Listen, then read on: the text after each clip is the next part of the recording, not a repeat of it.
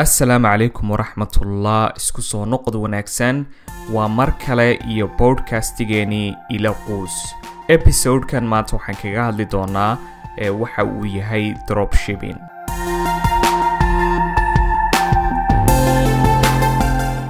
episode-kii kan ka horeeyay waxaan kaga hadlay markaasi sida uu qofku markaa ku noqon karo freelancer uu xirfadda uu leeyahay markaasi ku shaqaysan karayo isagoo markaasi isticmaalaya internetka iyo markaasi website-yada sida Fiverr oo kale iyo kuwa la midka marka toddobaadkan waxaanu ka hadli doonaa mowduucii ka duwan oo ah markaasi dropshipping maadaama dhowr idinka mid ii soo dirayeen waxa uu yahay dropshipping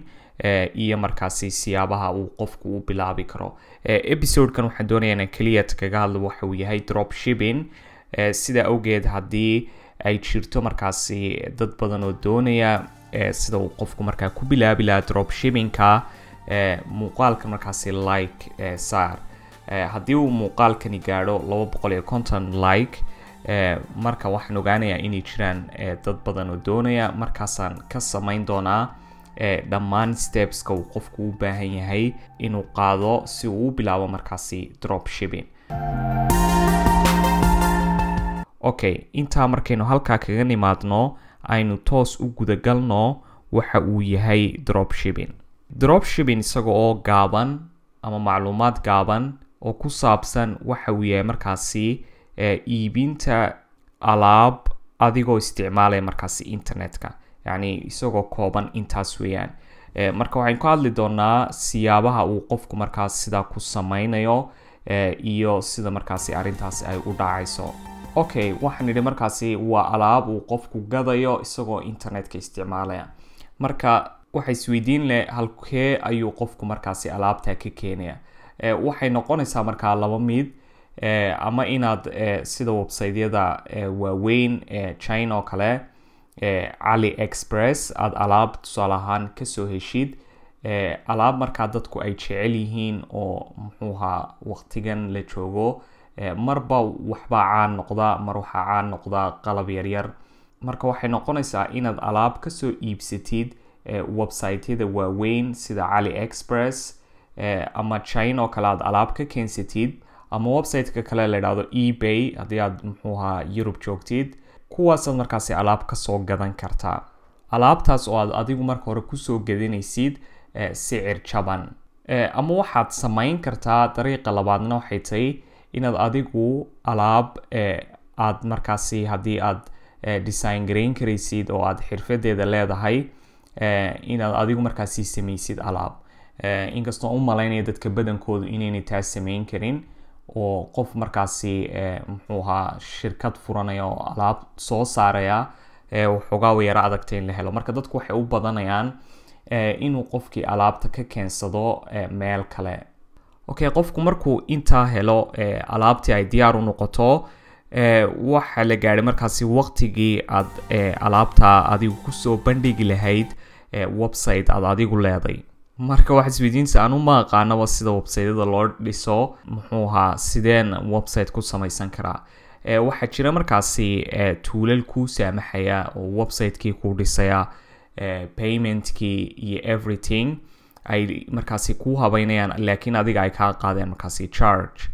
sida muxuuha Shopify oo kale waxaan u malaynayaa $20 bishii inay tahay marka Shopify ayaad ka samaysanaysaa website kadibna waxaad soo gelinaysaa alaabtii aad soo iibsatay oo waxaad ku gadaysaa markaasi sicir intii aad kusoo iibsatay ka badan haddii aad adigu markaasi leedahay yani dariiqa labaad haddii aad adigu markaasi taqaanid sida website-yada loo dhiso iyo waxyaabahaas markaasna waad ka maarmi kartaa Shopify oo waxaad samaysan kartaa muxuuha website aad adigu dhistay oo functionalities iyo wixiisoo dhan adigoo aad dhammaystirtay tanna waa sidii oo kale qodobkii hore oo kale yani dadka badankoodu ma laha xirfadda marka dadku waxay u badanayaan inay isticmaalaan muxuuha Shopify ama tuulalka kale ee ku dhisay markaasi website-yada markaad intaa ka dhamaatid oo aad muxuuha alaabtii soo iibsatay kusoo bandhigtay muxuuha website-kaagii iyo waxaasoo dhan aad samaysay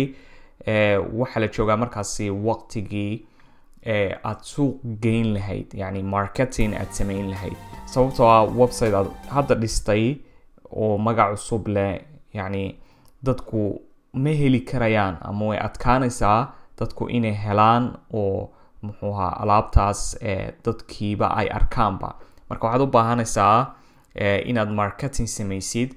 adigoo markaasi isticmaalaya social media sida Facebook oo page baad samayn kartaa, oo waxaad markaasi markan u baahantay inaad kharash gelisid oo ads aad samaysid, yani xayisiin Facebook ah ama Instagram ama Snapchat ama Twitter, whatever. waxaad u baahantay markaasi social media inaad markaasi ku reengaraysid ads si markaasi dukaankaagii cusbaa eed hadda samaysay ay dadku markaasi u heli karaan oo alaabtii ay kaaga soo dalban karaan.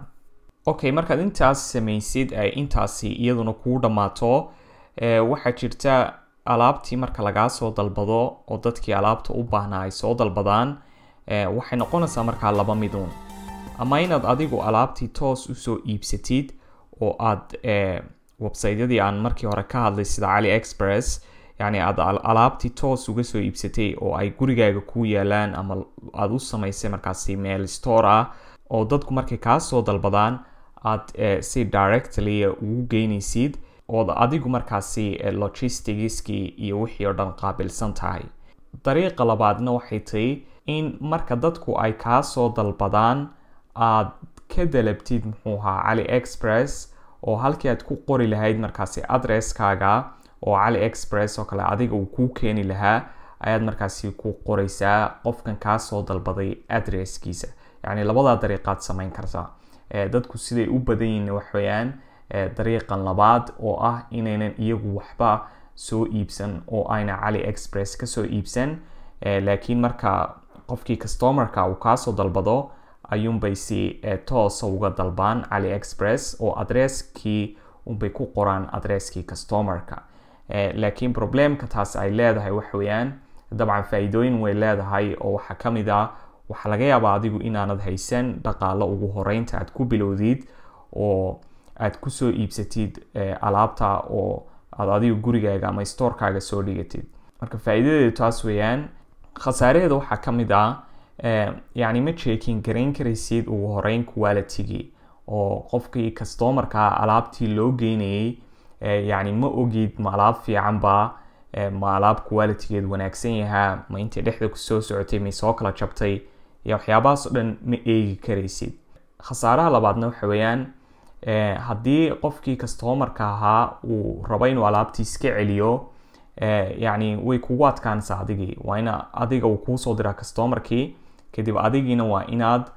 dib ugu sii dirtaa AliExpress, yani waqti dheer weeyaan markaasi. taasina waxay markaasi dhaawacaysaa waqtigaa dheer qofka customerka alaabta ay ka maqnaanayso, yani relationshipkii ay customersku companygaaga la lahaayeen. yani meeshaada dukaankaaga waxay go-aansanayaan marka dambe inay dukaamo kale oo dhaqso ugu keenaya ay ka dalbadaan. marka dropshippingku intaas weeyaan, yani soo u shaqeeyo iyo wuxuu ku saabsan yahay. haddii haddaan kusoo celiyo mar kale ay jirto dad badan oo doonaya markaasi inay bilaabaan, fadlan muuqaalkan like saar, oo haddii 250 like ay gaadho waxay ii sheegaysaa markaa inay dadku inaan ka sameeyo muuqaal processka sida loo set up garaynayo adska iyo waxyaabahaas oo dhan, sida markaasi alaabtaad u dooran lahayd everything ayaan markaasi muuqaal ka samayn doonaa. marka make sure to smash the like button. intaasaan kusoo gabagabeynayaa podcastgan episodekeenan.